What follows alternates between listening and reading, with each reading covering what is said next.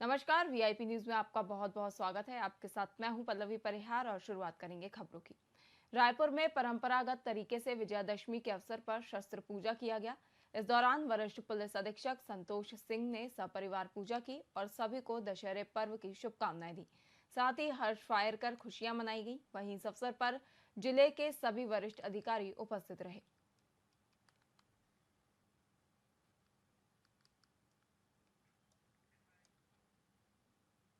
दशहरे के अवसर पर जांजगीर के पुलिस लाइन में शस्त्र पूजन किया गया। इस अवसर पर पुलिस अधीक्षक विवेक शुक्ला ने बताया कि शस्त्र पूजा की परंपरा रही है और उसी का पालन करते हुए हर साल की तरह इस साल भी शस्त्र पूजा कर फायरिंग की गई। इस दौरान पुलिस अधीक्षक ने लोगों को विजयादशमी की शुभकामनाएं दी और शांति व्यवस्था बहाल रखने की अपील की। बता दें कि पुलिस लाइन में शस्त्र पूजन के बाद अलग अलग शस्त्रों का परीक्षण किया गया।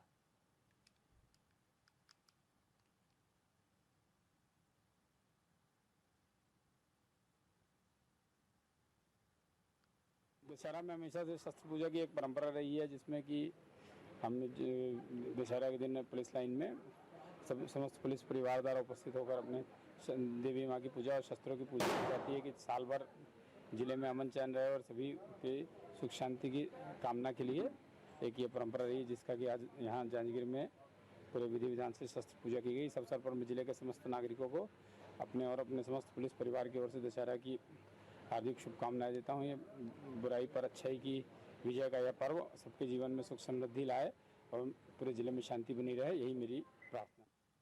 मुंगेली में एक शख्स ने पुलिस पर हॉस्पिटल में बंधक बनाकर बेरहमी से पीटने का आरोप लगाया है। मामले में पीड़ित दीपक साहू ने बताया कि सरगांव थाने में पदस्थ एएसआई और 3 सिपाहियों ने उन्हें निजी अस्पताल में बंधक बनाकर पीटा और साथ ही पीड़ित ने एसपी से न्याय की गुहार लगाई है। वहीं उप पुलिस अधीक्षक पंकज पटेल ने कहा कि दीपक साहू एक बदमाश है, उस पर पहले से ही 25 से अधिक एफआईआर दर्ज है। मैं हॉस्पिटल पेशेंट के नाम से वहाँ गया था। वहाँ बातचीत हुआ नॉर्मली। फिर उसके बाद ये मतलब मेरे पेशेंट को भड़का रहा करके दिलीप शर्मा डायरेक्टर सिद्धिविनायक का हॉस्पिटल का मालिक, ये मेरे पेशेंट को भड़का रहा करके पुलिस वाले के पास शिकायत किया। पुलिस वाले रात को 9 बजे मेरा घर से मेरे को उठाए, घर में घुस के मेरे को मारे। मेरी पत्नी बीच बचाव के लिए आया, मेरी पत्नी को भी धक्का दे दिए। अभी मेरी पत्नी 6-7 महीने की गर्भवती है। उसके बाद घर से उठाने के बाद मेरे को सिद्धिविनायक हॉस्पिटल लेके गया। वहाँ बंधक बना के मेरे को रस्सी में बांध के पूरा एकजुट होके एक राय होके लोग मारपीट किए। फिर उसके बाद मेरे को सरगांव थाना लेके आया गया। सरगांव थाने लेके आया गया। उसमें अजय चौरसिया, राहुल यादव, गोविंद शर्मा, मधुकर रात्रे, ये सब मिल के मेरे को बंधक बना के मारपीट किए।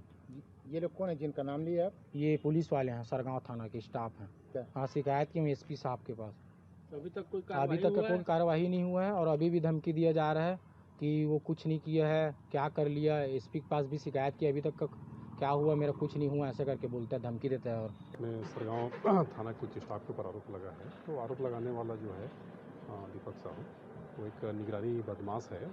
इसका निगरानी फाइल खुली हुई है 2021 में और उसके विरुद्ध 25 से अधिक एफआईआर अलग अलग मामलों में दर्ज है। मुख्यमंत्री विष्णुदेव साय गुरु दर्शन मेले में शामिल होने के लिए बलौदा बाजार से रवाना हुए। वहीं इस अवसर पर उन्होंने प्रदेशवासियों को विजयादशमी की बधाई देते हुए कहा कि यह पर्व असत्य पर सत्य की जीत का प्रतीक है। उन्होंने बताया कि आज शस्त्रों की पूजा करने की परंपरा है जो पुराने समय से चली आ रही है। जब भी राजा महाराजा शस्त्रों की पूजा करते थे। वहीं हरियाणा में ईवीएम के संबंध में कांग्रेस की ओर से निर्वाचन आयोग में की गई शिकायत पर प्रतिक्रिया देते हुए सीएम साय ने कहा कि हर बार का रोना है, जब भी चुनाव हारते हैं ईवीएम पर ठीकरा फोड़ते हैं। साथ ही उन्होंने स्पष्ट किया कि चुनावी नतीजों के लिए ईवीएम को जिम्मेदार ठहराना उचित नहीं है। विजयादशमी है, समस्त छत्तीसगढ़ वासियों को विजयादशमी दशहरा की बहुत बहुत बधाई और शुभकामनाएं। ये पर्व असत्य में सत्य की जीत का पर्व है, बुराई में अच्छाई का पर्व है। आज हमने शस्त्र पूजा की है और विजयादशमी के दिन शस्त्र पूजा का रिवाज है। पुलिस डिपार्टमेंट से भी हम शस्त्रों की पूजा करते हैं और पुराने समय में राजा महाराजा भी आज के दिन में अपने अस्त्र बार का उनका रोना है। जब चुनाव आते हैं तो ईवीएम पर टिकट तोड़ते हैं और जीतते हैं तो ईवीएम।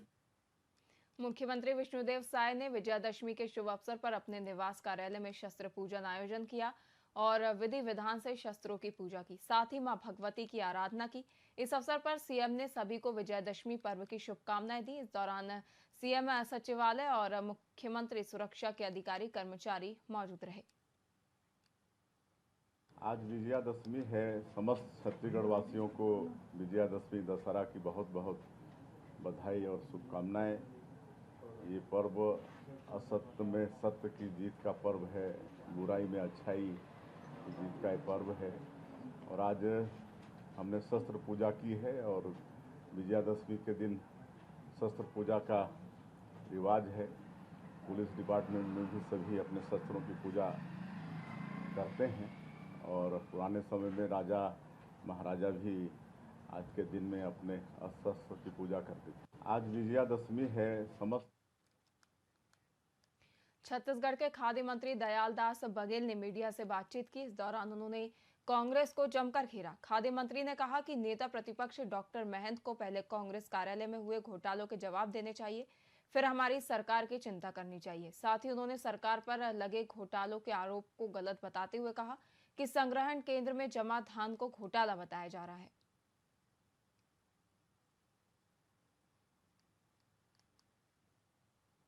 अभी मंत्रिमंडलीय उप समिति की बैठक हुआ है। उस बैठक में चर्चा हुआ है। चर्चा में ये बात सामने आया है कि 1 नवंबर या 15 नवंबर या 1 दिसंबर को धान खरीदी प्रारंभ किया जाए, इसका फैसला कैबिनेट में होना है। यह निर्णय लिया गया है। लगातार विपक्ष का बोल रही है कि 1 तारीख को शुरू होना चाहिए और 200 क्विंटल धान खरीदने की बात कर रहे हैं। विपक्ष का काम है विपक्ष करना, लेकिन जो निर्णय हुआ है उस बात को मैं यहाँ रख रहा हूँ। उसका निर्णय कैबिनेट में होना है। ये राशन घोटाला सामने, जी हाँ, जो भी इस तरह से गड़बड़ी करेगा उसके विरुद्ध निश्चित रूप से हम कठोर कार्रवाई करेंगे और FIR भी दर्ज कराएंगे। अभी छत्तीसगढ़ के चिल्फी बॉर्डर पर कवर्धा पुलिस ने बड़ी कार्रवाई की है, जहां पुलिस ने चिल्फी बॉर्डर पर 2,27,50,000 रुपए के साथ 3 युवकों को गिरफ्तार किया है। पुलिस ने तीनों युवकों से पूछताछ की तो उन्होंने बताया कि ये मंडला के रायपुर प्रॉपर्टी खरीदने के नाम से ले जा रहे थे, लेकिन किसी प्रकार का दस्तावेज उनके पास नहीं पाया गया, जिस वजह से पुलिस ने उनके ऊपर वैधानिक कार्रवाई की। साथ ही अग्रिम कार्रवाई के लिए आयकर विभाग को सूचना दे दी गई है।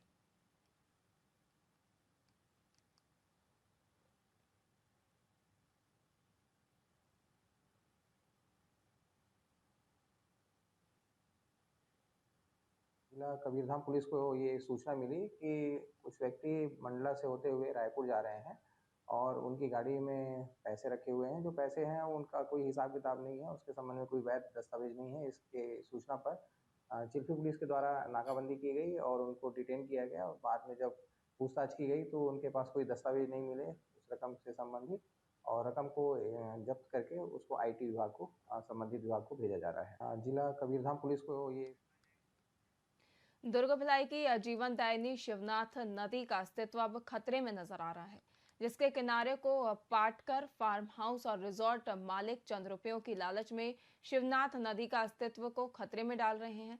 नदी के दोनों ओर अवैध रूप से बड़े बड़े रिजॉर्ट फार्म हाउस के पक्के निर्माण नदी के तल तक किए जा रहे हैं, लेकिन जिला प्रशासन इस पर कोई कार्रवाई नहीं कर रहा।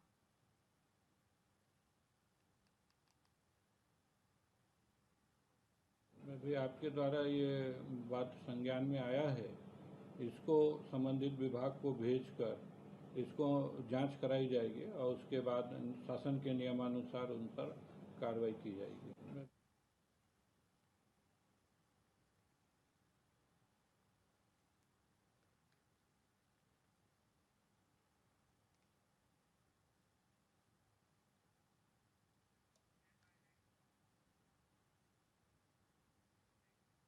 अंबिकापुर के इमलीपारा क्षेत्र में कुछ युवकों का हवा में तलवार लहराने का वीडियो सोशल मीडिया पर तेजी से वायरल हो रहा है, जिसे लेकर पुलिस भी अब हरकत में आ गई है और स्थानीय लोगों की शिकायत पर FIR दर्ज कर आगे की कार्रवाई शुरू कर दी गई है।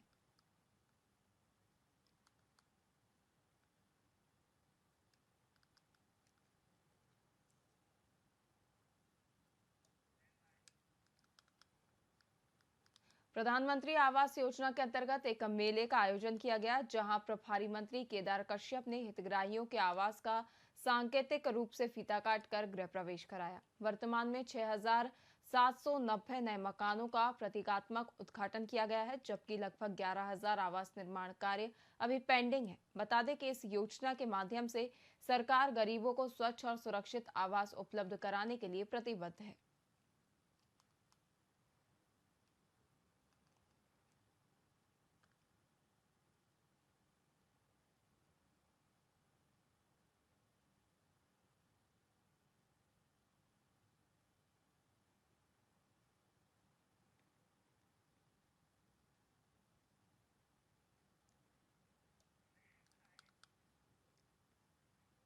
पंखाजोर पुलिस ने नमक को रंग कर नकली खाद बेचने वाले गिरोह के 2 फरार आरोपियों को राजस्थान के गंगापुर सिटी के सूरगढ़ गांव से गिरफ्तार किया है। इस गिरोह ने अब तक 80 से अधिक ट्रक नकली खाद विभिन्न राज्यों में बेची है और पुलिस ने इस मामले में अब तक कुल 8 आरोपियों को गिरफ्तार कर लिया है। वहीं ये कार्रवाई पंखाजोर पुलिस की एक महत्वपूर्ण उपलब्धि मानी जा रही है, जिससे नकली खाद के व्यापार पर नकेल कसने में मदद मिलेगी।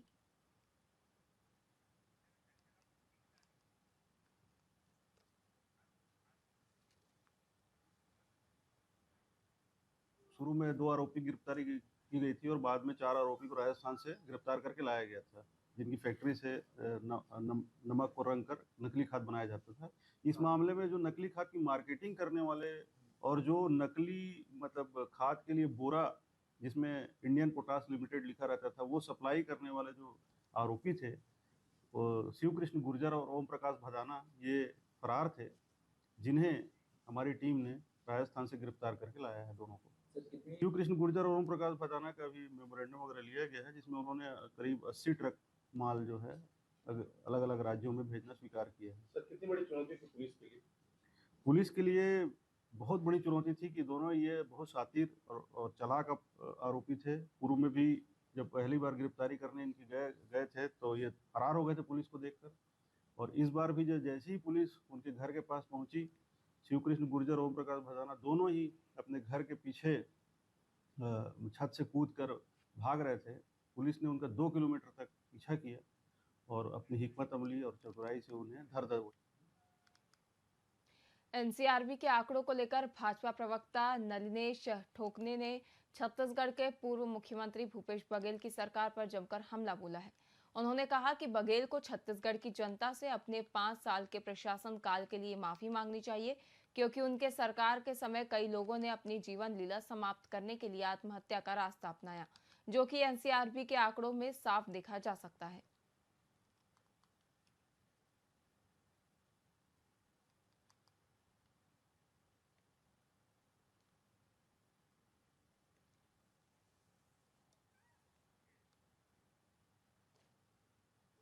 एनसीआरबी के आंकड़े बताते हैं कि 5 वर्ष में भूपेश बघेल जी की सरकार की क्या दशा दिशा रही है।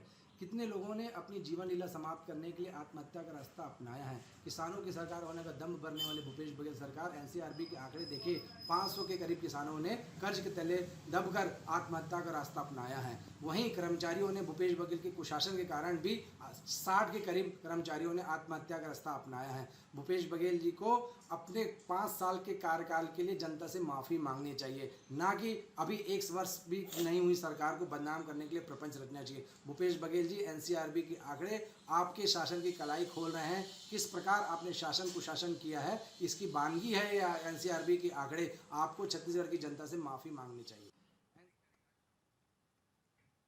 फिलहाल के लिए खबरों में इतना ही। देखते रहिए वीआईपी न्यूज़। नमस्कार।